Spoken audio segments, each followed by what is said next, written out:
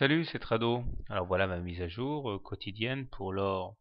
La séance d'aujourd'hui est plutôt décevante parce que si nous avons réussi à regagner pas mal du terrain perdu en allant jusqu'à 1162, je vais zoomer. En clôture par contre, nous avons perdu l'essentiel du terrain gagné lors de la séance et nous venons mourir en dessous de la moyenne mobile à cette séance. Comme on peut le voir, le passage en force de la moyenne mobile à cette séance n'est pas neutre. Une fois qu'on s'est installé au-dessus, comme ici, on assiste ensuite à une sorte de support assez fort qui va guider les cours pendant pas mal de séances. Donc le fait, vous comprenez bien qu'on est clôturé hier en dessous de la M7 et aujourd'hui en dessous de la M7 a tendance à m'inquiéter un petit peu. On verra.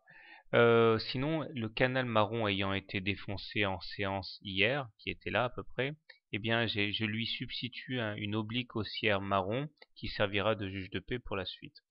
Les indicateurs techniques sont plutôt bien orientés, quoique pour certains ça commence à devenir inquiétant. Le MACD est au-dessus de son signal, le momentum est croissant et positif. Le stochastique par contre est sous son signal et vient de traverser la zone de surachat à 80, ce qui montre que la pression haussière se relâche un petit peu. C'est pas très bon. En fait, je vous invite encore à surveiller de près les niveaux de retracement de Fibonacci, puisque hier je vous disais que le niveau des 38,2% avait préservé la chute. Aujourd'hui, nous devons quand même souligner le fait que les 23,6% ont été conquis. Donc normalement, au regard des niveaux de Fibonacci, eh bien, on pourrait attendre les cours sur un retour vers les 1169. Mais bon, on a déjà parlé au niveau technique, c'est un petit peu difficile ce qui se passe. Alors, finalement, comment trader l'or demain? Je pense que si vous voulez acheter l'or, il y a plusieurs solutions. Soit vous achetez le contact avec le canal marron stop loss en cas de clôture sous le canal marron objectif retour sur les plus hauts à 1169, soit vous pouvez la jouer plus conservatrice et attendre un retour sur les 38,2% pour acheter.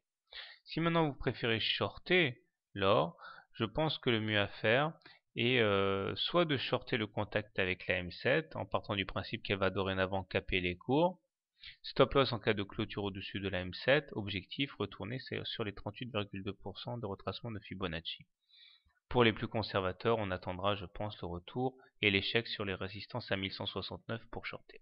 Voilà, compte tenu de la situation actuelle, là, je vais personnellement donner la préférence au trade haussier, mais avec voire au contact des 38,2% pour voir un petit peu comment les cours réagissent face à ce défi. Bonne soirée, bon trade et à demain.